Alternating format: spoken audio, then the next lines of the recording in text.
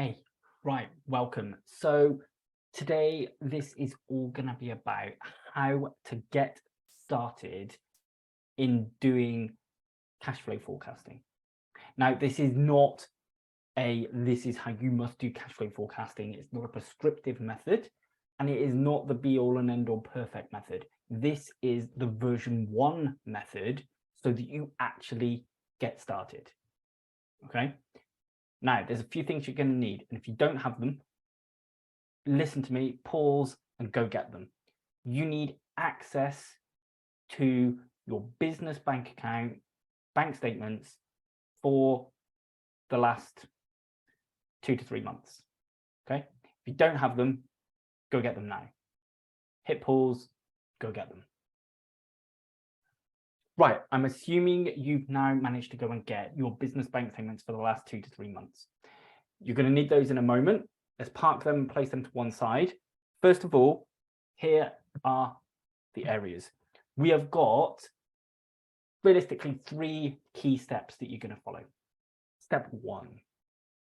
Step 1 is all about predicting your income. Now, for some businesses, this is going to be really simple and easy. For other businesses, massively more challenging, right? But what you need is a science, a methodology, some kind of logical approach. Now, if you take our business, which is effectively a subscription model business that works on a monthly repeating pattern, predicting our income is far, far easier. We have a little bit, maybe 2 to 3% per month that's unpredictable income. But other than that, we know where we're going to stand pretty much each month. So ours is nice and simple and straightforward. And if you've got one of those, it's going to be a nice, great, easy task for you. If you don't have a predictable business, then you're going to have to use information from the past to try and help you predict the future. Now, again, this isn't as scientific, but it's the best information you got. So what are you going to be doing going forward that means that you're going to be able to say you're going to have X amount of income in this particular week or month or whatever? Now, in terms of the timescales we're looking over, if you want to keep it simple, all we're going to predict is 3 months. Okay, 3 months. That's it. And the reason for only doing 3 months is if you go much further, the accuracy can certainly drop off. If you can see alarm bells within a 3-month period, then you pretty much know that further on is going to be a bit of a challenge. If things are going good, that's all right, but we just keep our finger on the pulse and watch how that goes as it develops. And the other angle, I suppose, is that you're not gonna do it in weeks.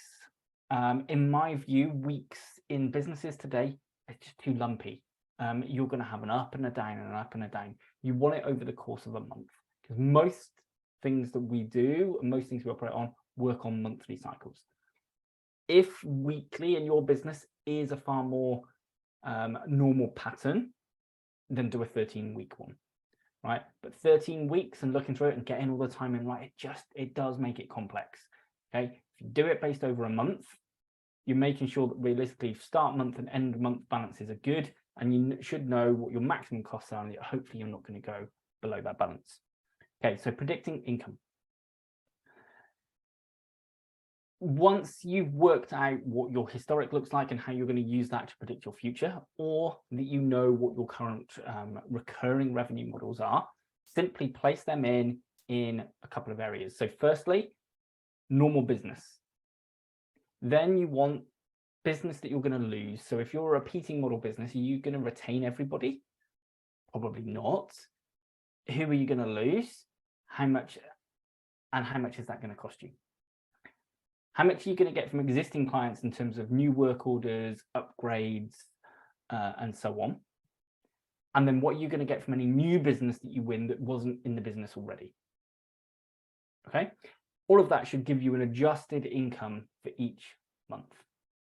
And that's simple. Okay. So you've just got existing income, lost income, new income from existing clients, new income from new clients. And that's it. If you're not a repeating business model, like I say, this is probably all going to be new income from new clients. That's pretty much it. Okay. Then we're on to point 2. Point 2 is predicting your delivery costs. Okay. That's not driving a vehicle around and going delivering stuff. It is the cost of you being able to deliver what people have bought. Okay. Now, if you're a product-based business and somebody's bought of you a calculator, then what's your cost of being able to get hold of the calculator and get it delivered to the customer?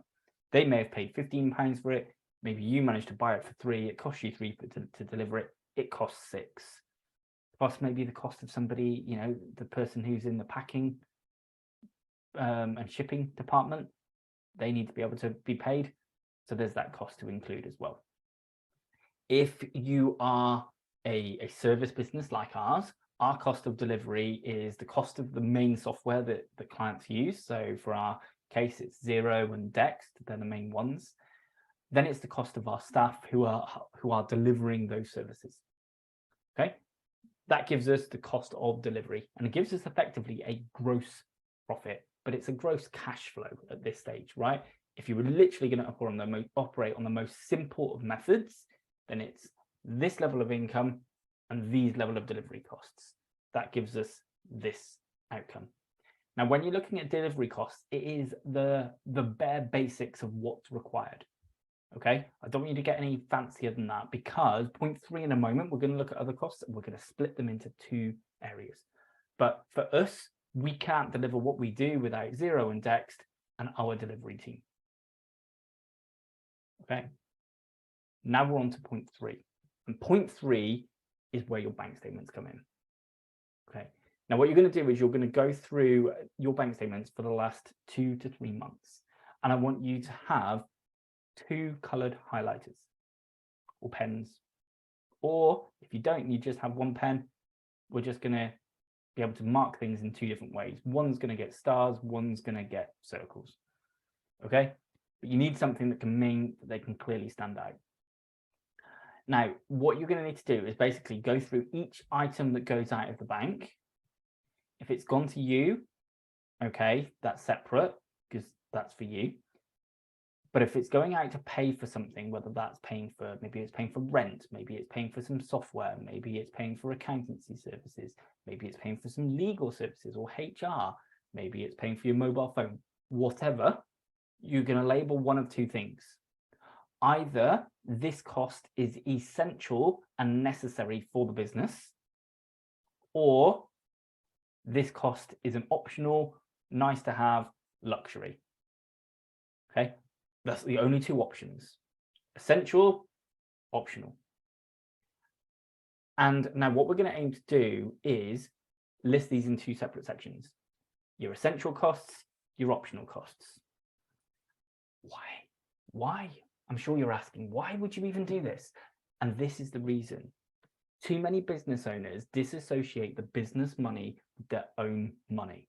Rightly so, it's not your money, yeah? However, very, very easy to spend money that isn't yours. So what we're going to do is we're going to change things up and go, if you've got these essential costs to running your business, to maintain the standards and the quality that you want, then what we're left with is these optional costs. But we're not going to have the equation being income less delivery costs less essential costs less optional costs leaves me what I'm left to pay. No, okay, you don't go at the end. Okay, your pay comes before optional costs. Okay, so if you had 10,000 of income, spent 5,000 on delivery, spent 1,000 on then your essential costs, you're left with 4,000. If you want 3,000 out for yourself, now you've got a choice. The 1,000 that's left is the excess. Do you want to bring in some of those optional costs because you think they add value? Or do you want to maintain that you can have 4,000?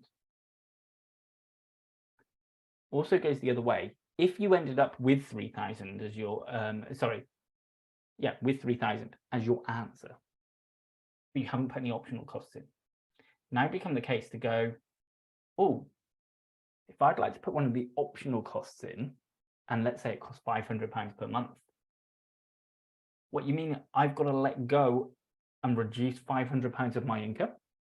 Oh, Now that puts a different twist on it. Is that really worth it? And it brings back that close relationship between you as the business owner and the business money. Okay, so just to recap, first of all, predict your income only for the next 2 to 3 months, or 13 weeks if you particularly want to go week. Then predict the delivery costs in order to deliver that level of income. Make sure this is all realistic as well.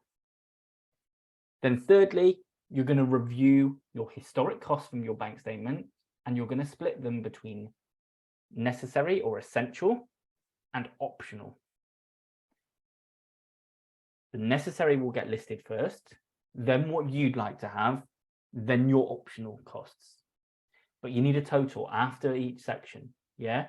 So if you go, it's income less delivery costs equals total, less essential costs equals total, less what I would like equals total, less my optional costs. So you can see how it builds out from each stage. And then all you do add at the bottom is you go, what's my opening bank balance at the start of the next month? What's my movement going to be based on my predictions? Therefore, what's my closing bank balance going to be? Next month, same process. Starting is the same as the ending for last month. The movement is the movement in the month. The ending is the starting plus or minus the movement. And that's it. It's simple, it's straightforward, doesn't overcomplicate it, and it gets you started. If you can start it now, you can always make improvements and create version 2, version 3, version 4 later. Don't let it hold you back. Don't be scared of it being wrong, and don't be scared of the results. You need to be able to predict your future. If you don't know what's coming, you can't avoid it. So get doing your cash flows. Enjoy.